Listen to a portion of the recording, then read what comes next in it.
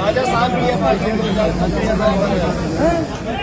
राजा साहब आप सबको वेलकम करने के लिए यहाँ से अलीम साहब, राजा मदन साहब, मैं आप सबका शुक्रगुजार हूँ। राजा साहब की हम सब पहले से बड़ी हिम्मत से अंदर है। अरे अम्मा कैसी हैं? ठीक है, आप सबके बहुत शुक्र। मीर बुखार से आए हैं? ये सब मीर बुखार से आए हैं। ये माशाल्लाह हमारी बहनें मीर बुखार से आई हैं। बस दुआ फरमाइए।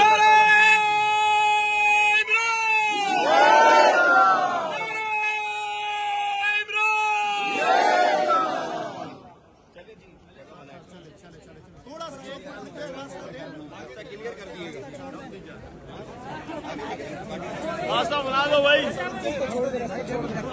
थोड़ा सा देखो, थोड़ा सा प्लीज रास्ता देना तो छूटना अच्छा इस्तेमाल हुआ, थोड़ा सा आराम से बोल दिया, कोई मसला भी ना हो।